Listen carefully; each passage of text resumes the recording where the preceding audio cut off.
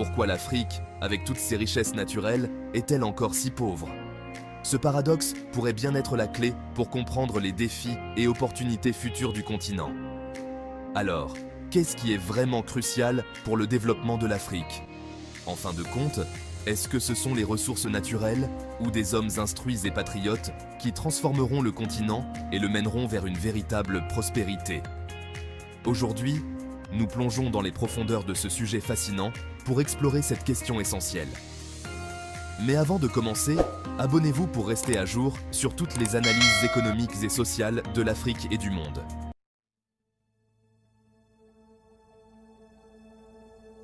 L'Afrique est souvent qualifiée de continent le plus riche du monde, en termes de ressources naturelles. Avec près de 30% des réserves mondiales de minéraux, 8% des réserves de pétrole et des terres parmi les plus fertiles de la planète, l'Afrique devrait, sur le papier, être l'un des continents les plus prospères. Pourtant, cette abondance ne se traduit pas toujours par la prospérité pour les Africains. Prenons l'exemple de la République démocratique du Congo, qui possède plus de 50% des réserves mondiales de cobalt, un élément clé pour les batteries lithium-ion des voitures électriques. Pourtant, malgré cette richesse, la RDC reste l'un des pays les plus pauvres du monde, avec un PIB par habitant d'environ 500 $ en 2023. Comment expliquer qu'un pays si riche en ressources reste si pauvre? Pour comprendre cela, il faut plonger dans l'histoire complexe et souvent tragique de l'exploitation des ressources en Afrique. Restez avec moi, car nous allons explorer ce paradoxe ensemble.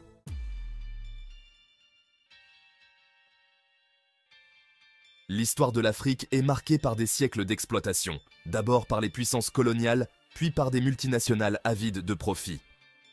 Durant la colonisation, les puissances européennes ont extrait massivement les ressources africaines, laissant derrière elles des économies fragiles, dépendantes et peu diversifiées. Prenons l'exemple du Nigeria. Dans les années 1950, la découverte de pétrole a bouleversé l'économie du pays, faisant du pétrole la principale source de revenus, représentant environ 90% des exportations et 70% des recettes publiques.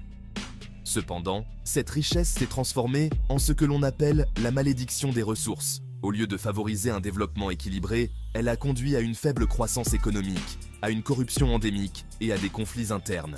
Le delta du Niger, par exemple, est devenu le théâtre de violences pour le contrôle des ressources, tandis que les communautés locales subissent la pollution des sols et les dégâts environnementaux. Mais à quel prix? Pollution des terres, conflits sanglants pour le contrôle des territoires riches en minerais, et des communautés locales prises au piège entre la pauvreté et les intérêts des puissants. Vous trouvez cela intéressant?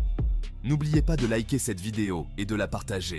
Et si vous voulez en savoir plus sur l'Afrique et ses dynamiques, abonnez-vous pour rester informé. Le paradoxe africain est frappant. La richesse naturelle du continent ne se traduit pas par un développement économique et social équitable. Au contraire, elle alimente souvent des conflits, la corruption et des désastres écologiques.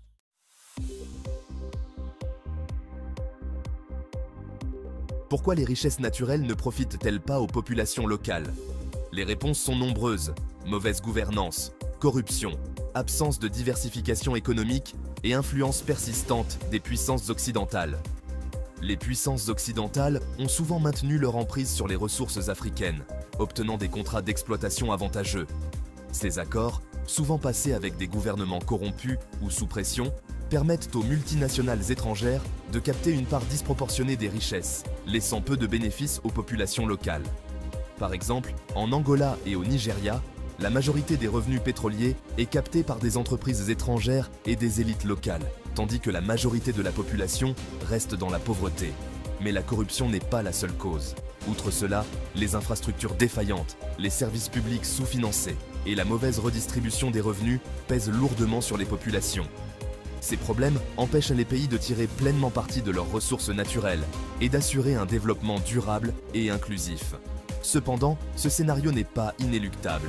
Certains pays africains commencent à changer cette dynamique en mettant en place des réformes pour mieux gérer leurs ressources. Le Botswana, par exemple, a su transformer ses richesses diamantifères en véritable moteur de développement grâce à une gestion prudente et une bonne gouvernance.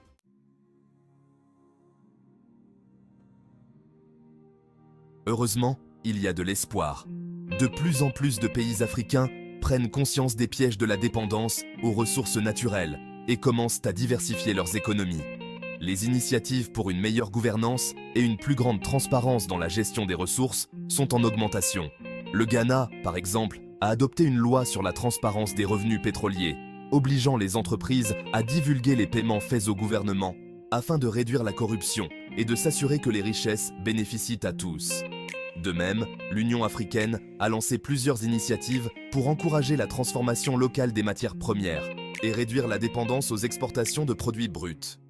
Outre le Ghana, des initiatives comme l'African Continental Free Trade Area ou AFCFTA visent à réduire la dépendance aux matières premières brutes en stimulant les industries locales et en renforçant la coopération intra-africaine. Ce projet ambitieux pourrait transformer le paysage économique du continent en favorisant les échanges entre les nations africaines et en créant de nouvelles chaînes de valeur. Si vous voulez voir davantage de vidéos sur les efforts de transformation en Afrique et d'autres sujets passionnants, abonnez-vous à la chaîne, ça m'aide beaucoup.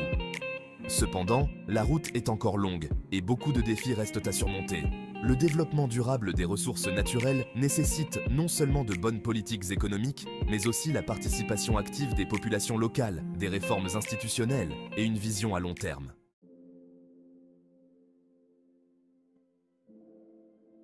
Alors, les richesses naturelles de l'Afrique sont-elles une bénédiction ou une malédiction? La réponse n'est ni simple ni univoque. Ce qui est clair, c'est que le futur de l'Afrique dépendra de sa capacité à transformer cette richesse en un levier de développement durable, équitable et inclusif.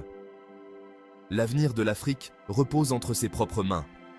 Mais la question est, aura-t-elle la volonté politique et la vision de transformer ces richesses en bénédiction pour ses peuples? Il est temps de réécrire l'histoire. L'Afrique a aussi besoin de femmes et d'hommes instruits, portés par l'amour de leur pays et de leur continent. C'est grâce à ce type de leadership que des nations comme Singapour, qui ne possèdent pratiquement aucune ressource naturelle, ont pu se développer à un point aussi impressionnant. Cela montre que ce n'est pas seulement la richesse du sous-sol qui compte, mais aussi la vision, la compétence et l'engagement envers le bien commun. Que pensez-vous? L'Afrique peut-elle surmonter ce paradoxe et devenir un modèle de développement basé sur ses ressources naturelles et sur un leadership éclairé? Partagez vos réflexions dans les commentaires et rappelez-vous que votre opinion compte. Merci d'avoir suivi cette vidéo jusqu'à la fin. Si elle vous a éclairé ou inspiré, partagez-la autour de vous et abonnez-vous pour ne rien manquer des prochaines analyses sur l'Afrique et le monde. Ensemble, restons informés pour comprendre et agir. À très bientôt pour une nouvelle exploration.